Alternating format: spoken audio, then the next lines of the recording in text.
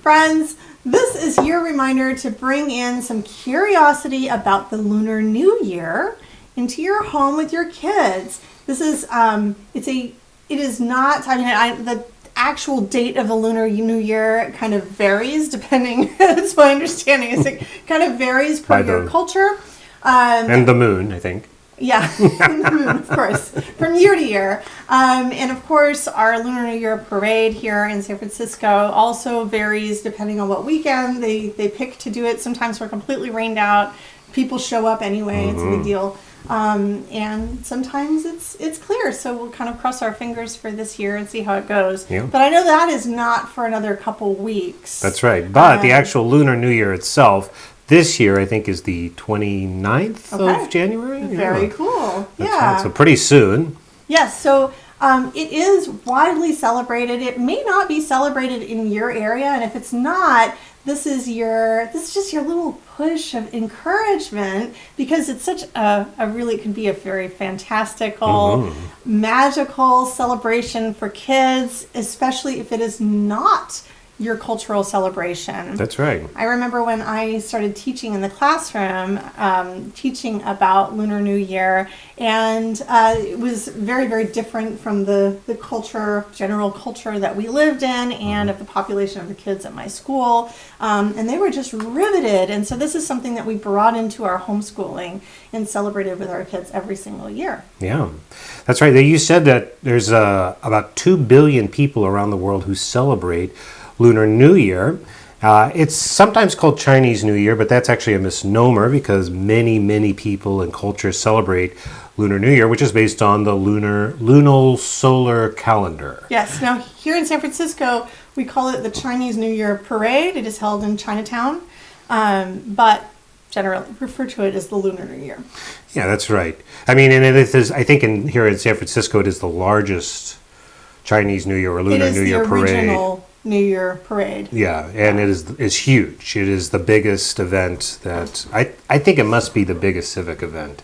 I mean, I don't know that for a fact. Don't quote me, but in my own, just having lived here for many years, everybody turns out. It's super fun and lots of pops from the firecrackers and the dragon, the lion dancing, and all the great stuff that you have. Now, you may not be lucky enough to live near a place that has a great big festival like we do, but that doesn't mean you can't enjoy it as well. After all, it's important to stay curious and excited about the world. That's awesome. And how you model that for your kids will really influence how they think about the world. So thinking about it without judgment or demeaning it or whatever, putting it in a certain kind of box, that's the right thing. Just going out and appreciating it and getting excited about learning, that is going to inspire your children because they're always watching what you do. Now, we have put together a list of some tips, whether you live near a place that has a great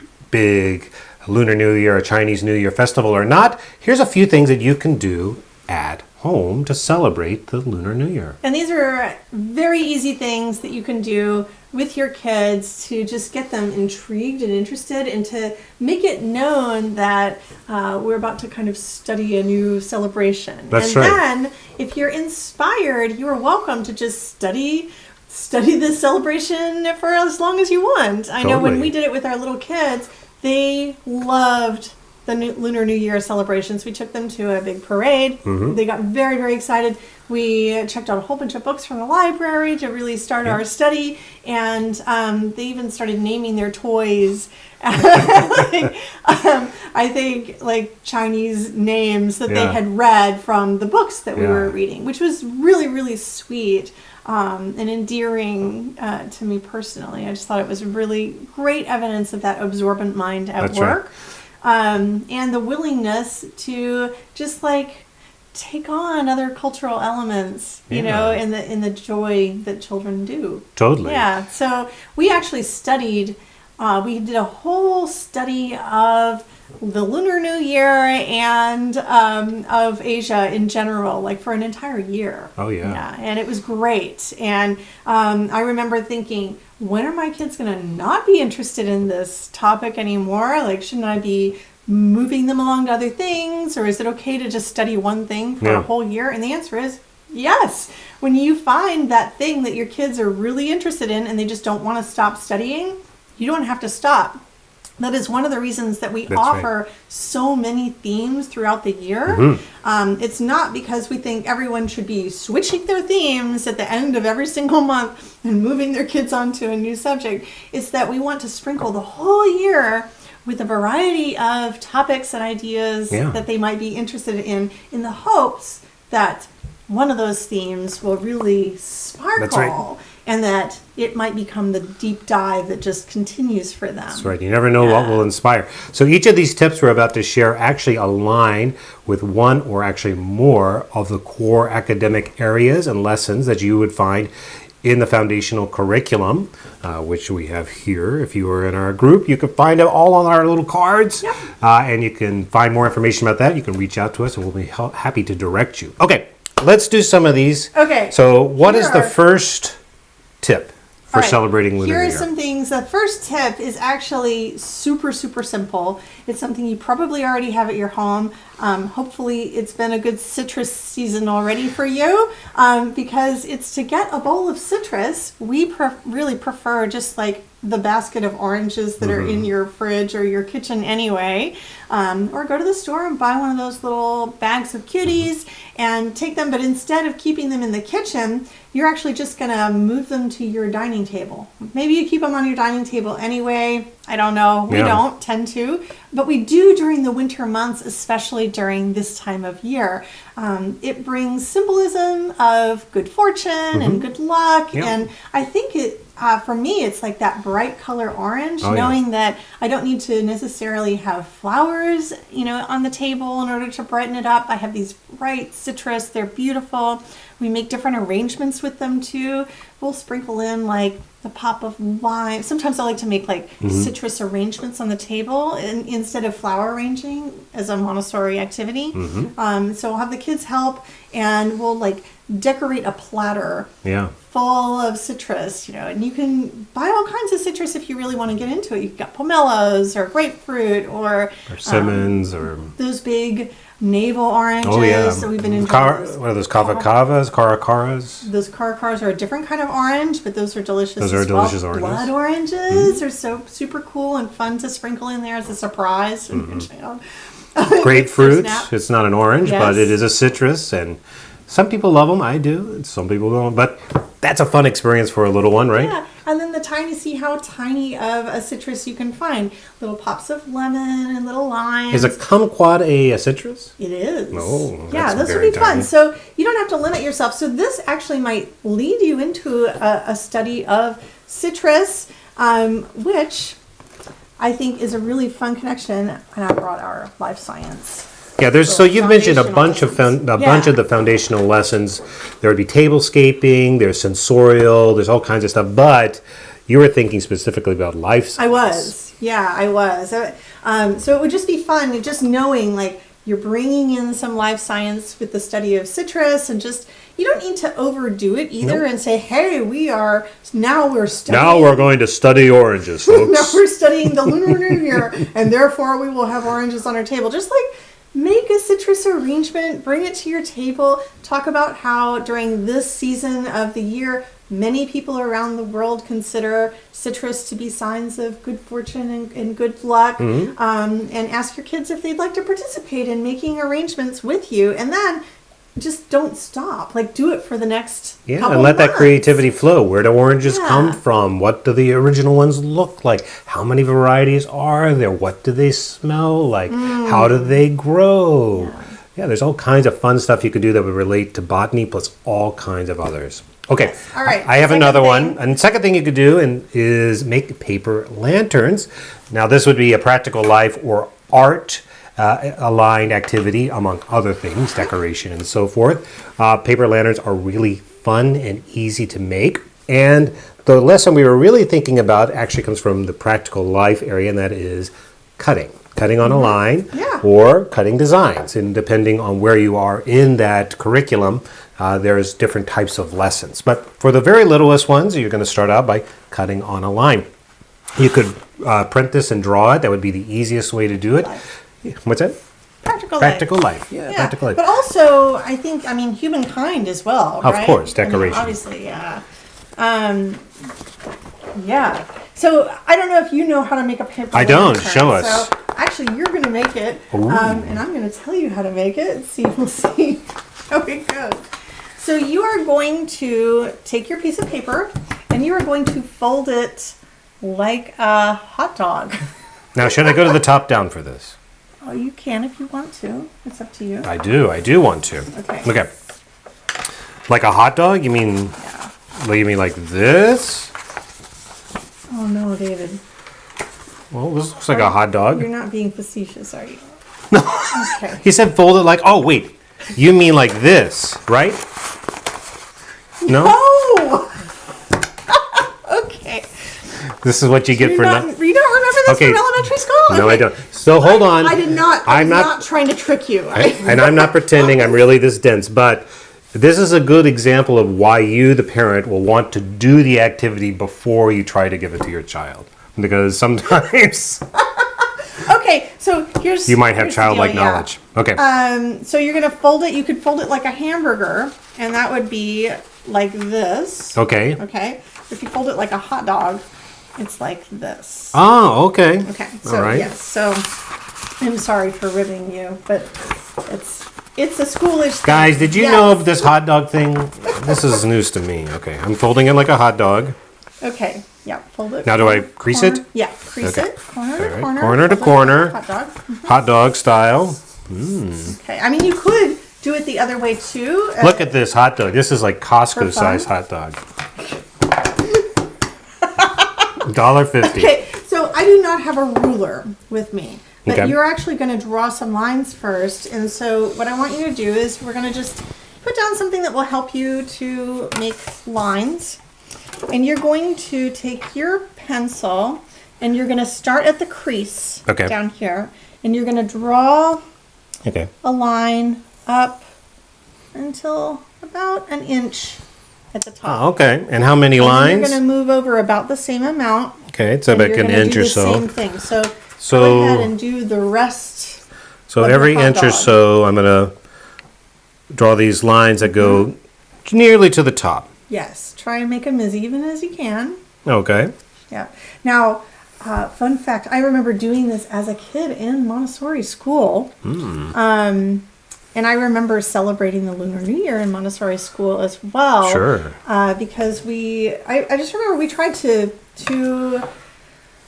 appreciate as many cultures as we could. And so my Montessori teachers were always looking for celebrations. And as they would acknowledge those celebrations, I mean, we didn't do it every single day. They would kind of pick something. Now, remember, you're leaving like an inch of space. Well, is this not adequate? Yeah, it's like you're getting closer and closer to the edge, though. Okay. Just keep going. Keep going. You're doing good. And one more? And one more. Yes, Angela, I'm glad, thank you, Angela. This is new to you as well, haha. Yes. So lengthwise, see, that's the proper way. You'd say lengthwise is a hot dog. Lengthwise is the hot dog. That's right. Yes. Okay. All right. Sorry. Now, okay, so we've got your hot dog, and you have drawn the lines starting with the crease. Yes. All right. So this is fun. This is a fun Montessori activity, and because we often do cutting on the fold. So all this is it's just cutting practice on a fold.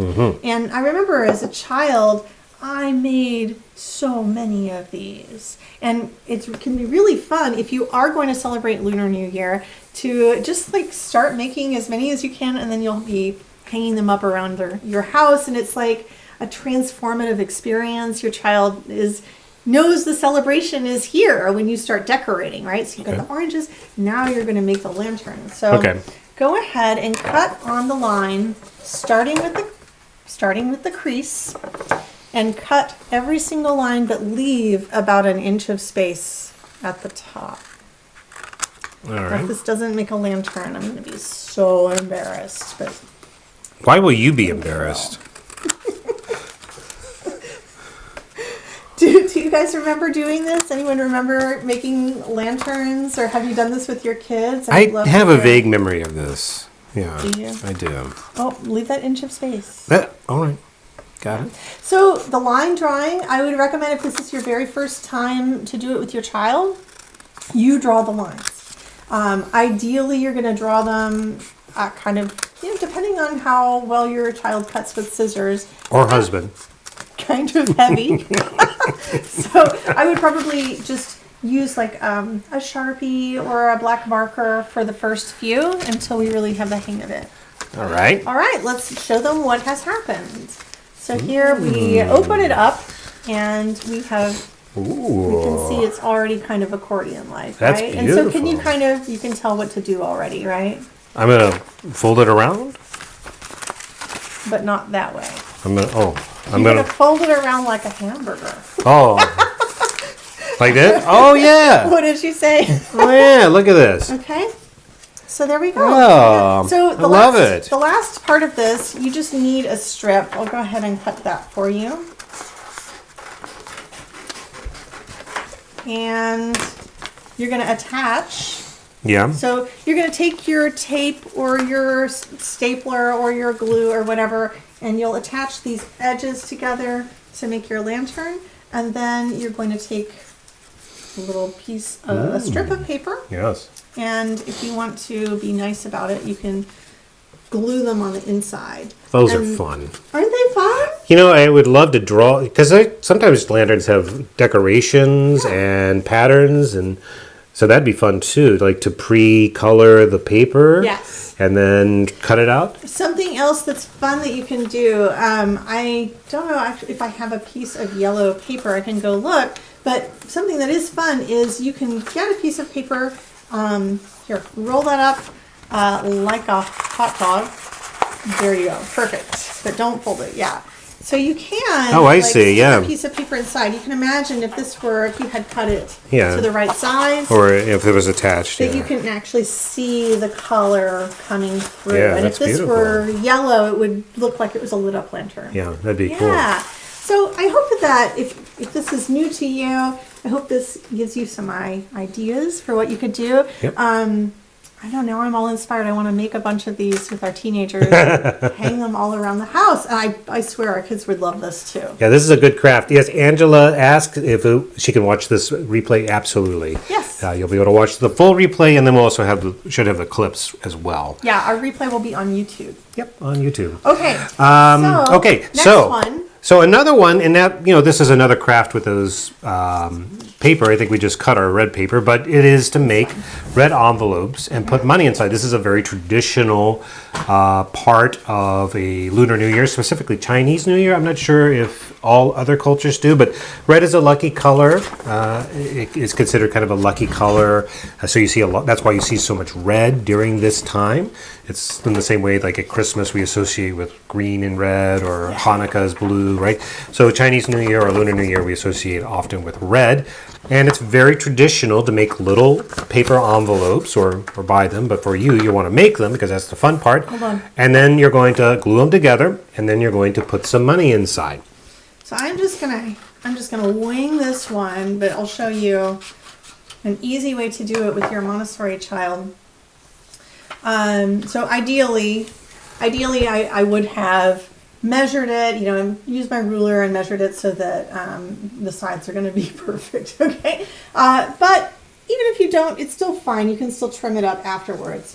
So what you're going to do with this one is you're going to take your strip of paper, kind of nice thick strip, and you're going to fold it up, but not all the way to the top, and you'll crease it like this, and then you'll fold the top kind of like this, and that makes a little envelope. So hopefully you remember how to do something. Oh, you're top down. Hopefully you remember how to do something like this from elementary school. It's very, very simple. I make a lot of these little envelopes with kids, Montessori kids especially, because what you're going to teach them to do is edge gluing. And this is another practical life activity that you can find in our lessons in the book, is edge gluing. And so where you'll teach them to do it is you'll say, let's leave the top. We're going to leave the little top without any glue. But then we're going to put glue all around these edges, all the way up. And I like to do this with a little glue brush rather than... You could use a glue stick. We actually have a whole video on gluing. If you want to watch that, it's a good one. That's right. It does. And it teaches the whole process of edge gluing. Yeah, so it's on our YouTube channel. And then you'll fold it up. So I would give your child the pre-folded red envelope. And then they will do the edge gluing. And then they will fold it up like this. Okay. And then after that dries, then you can put, I don't know, a little coin or a dollar bill or play money or just a little, I don't know, a little note that says, I love you. Yeah, or Happy New Year. Or Happy New Year, or good luck to you, Yeah. or I wish you good fortune, or just like write a little note, stick it in there, and then you'll do the same thing. You'll just show them how to do a little edge gluing on the top. Yeah. And then fold it down, and this is your red envelope. And I personally I really like when it comes to kids, like making stuff with them rather than buying. You know, I think that buying some decorations is fun too. We tend to go support a little local store, buy a few very easy little decorations, and then just reuse those every single year. That's right. Yeah. But there's nothing as fun as making decorations. Making them is so much more fun, yeah. And you don't have to make a whole lot of them, but just like for Valentine's Day, this is like a pre-Valentine's Day activity, you could do the same thing.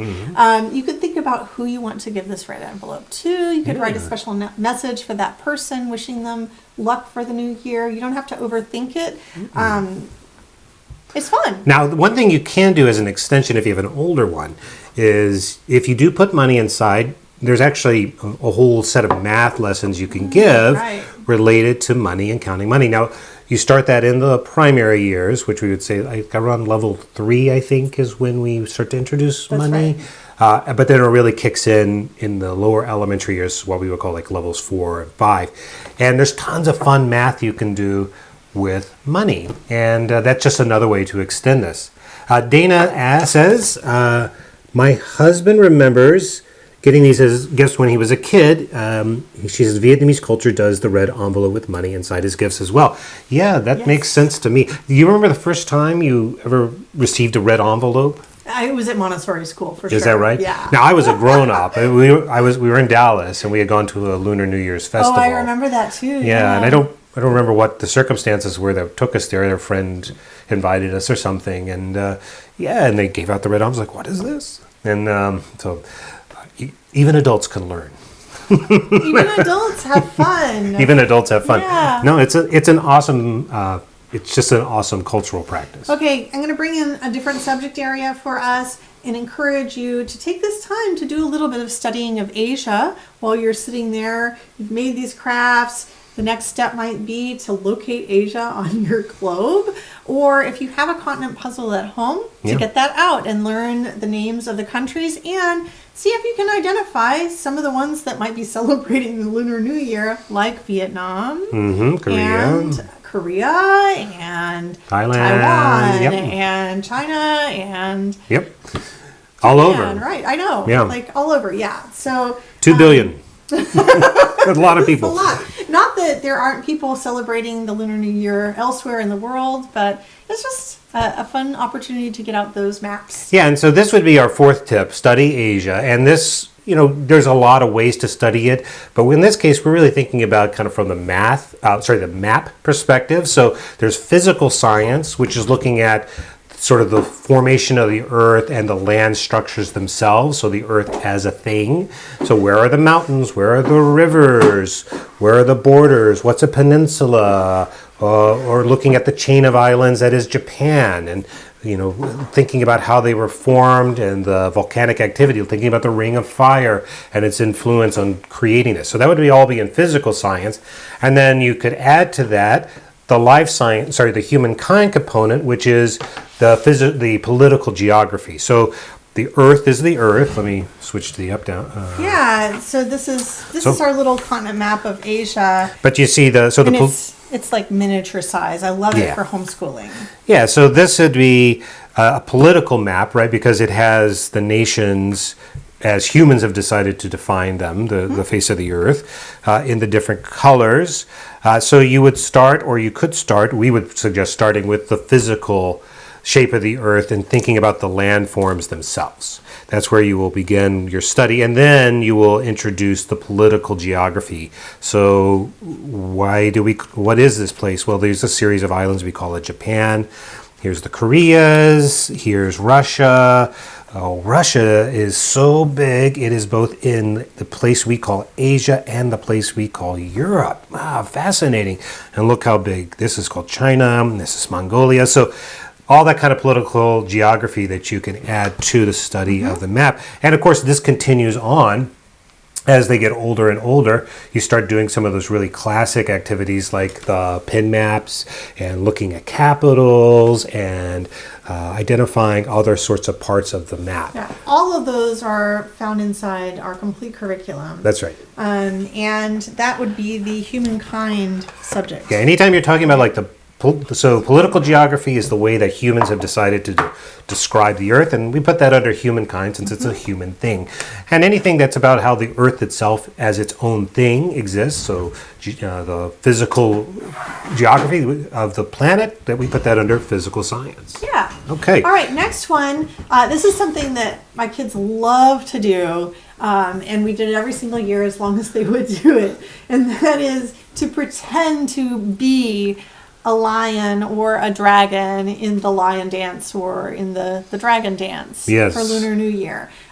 So we never went completely overboard on this. Sometimes I would take the kids to a fabric store and I would let them pick out some Asian inspired fabric, usually some kind of silky, satiny, brocade type of fabric.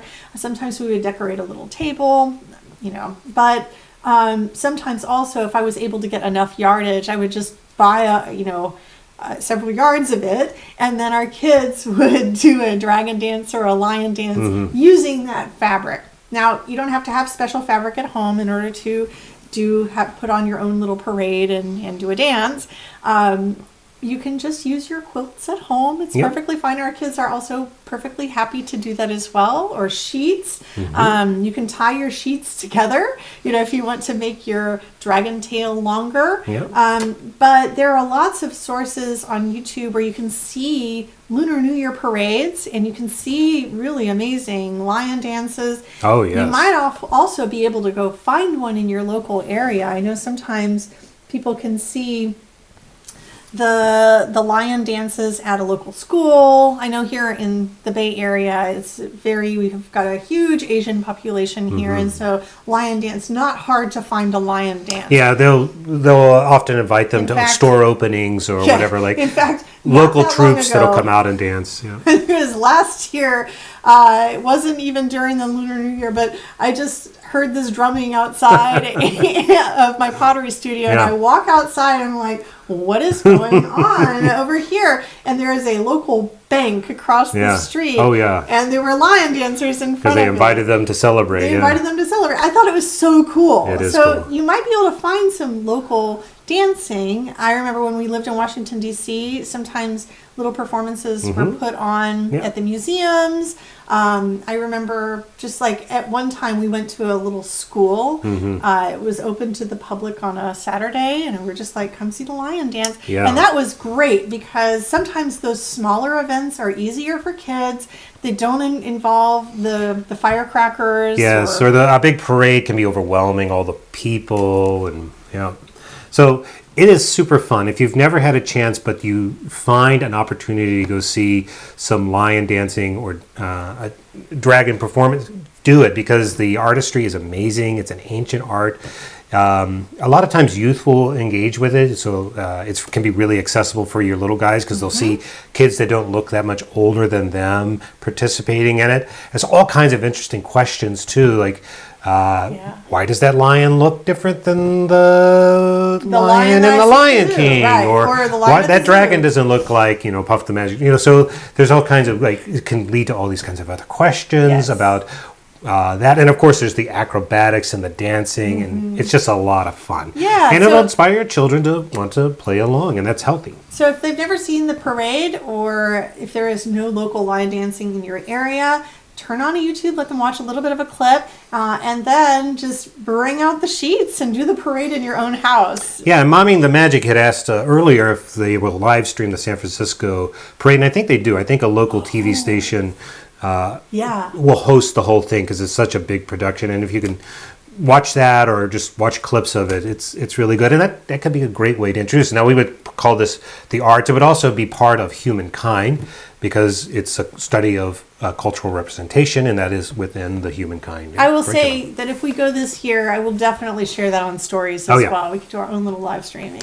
Now I noticed we had a quick question here. Crystal asked if we sell the cards already cut out. We don't. We sell everything digitally so that you can print as many copies as you need. If you have more than one child, you don't have to buy more than one set.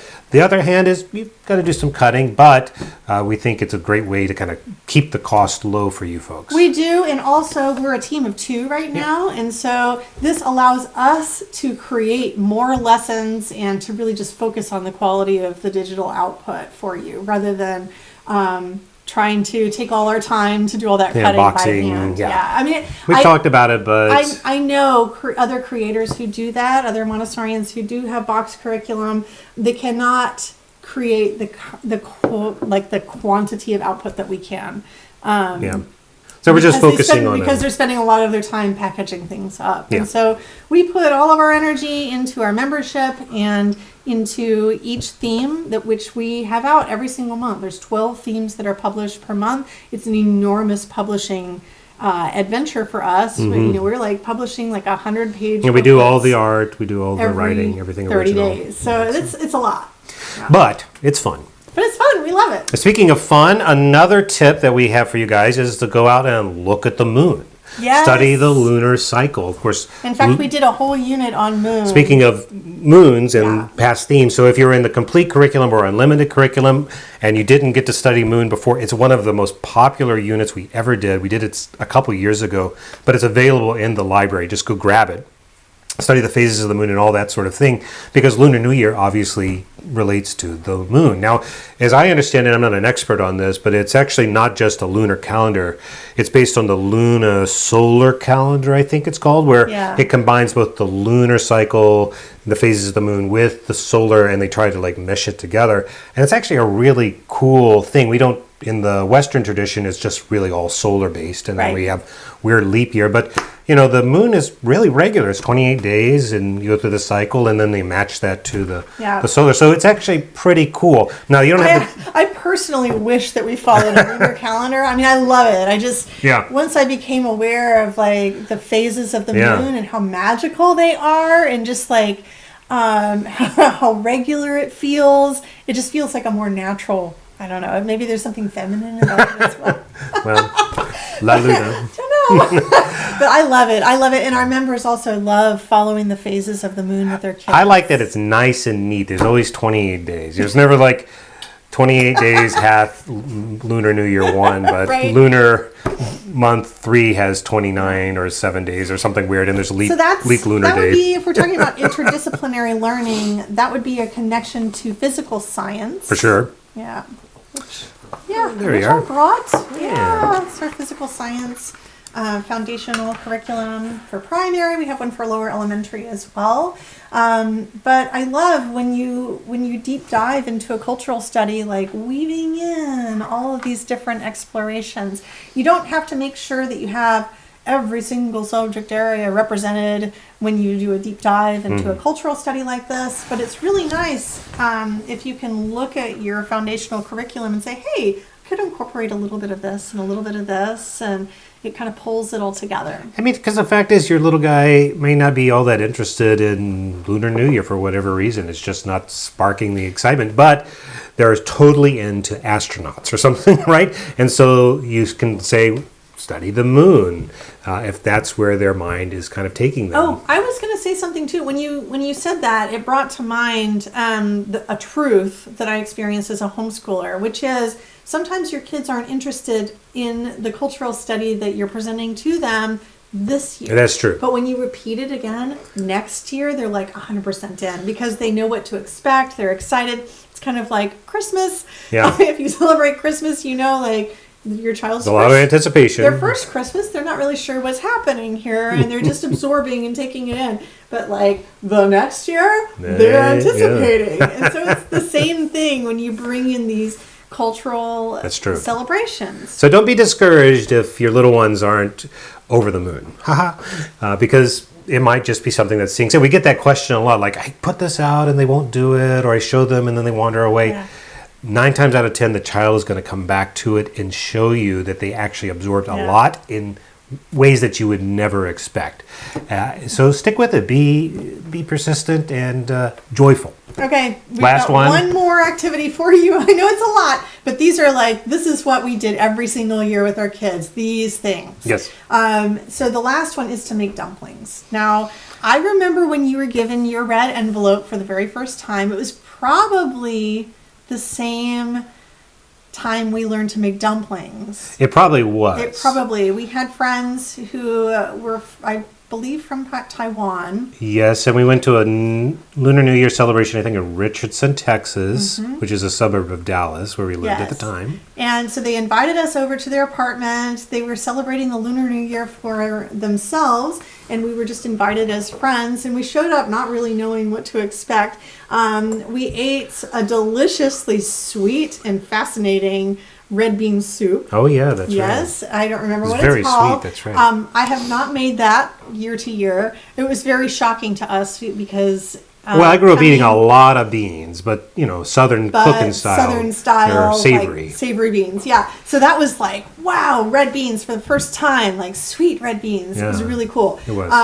But we got to make dumplings from scratch, and this is where I learned how to make dumplings. Was from my friends who had learned from their parents as cultural traditions. And so I loved making dumplings with our kids, and I made them a lot. They are time intensive to make dumplings, but you can simplify the process essentially by going and buying some pot sticker, And you can find pot stickers in a lot of stores now. You can. That's not that rare. And then you just lay one out, you make your little filling, and I think our filling was like cabbage and shrimp and maybe onion or but you can put tofu, veggies. You can put meat of any tofu, kind. You do whatever you want. Anything. And then just stick a little bit in there. And then there are all kinds of folding techniques that you can use for dumplings that are really, really cool and fun.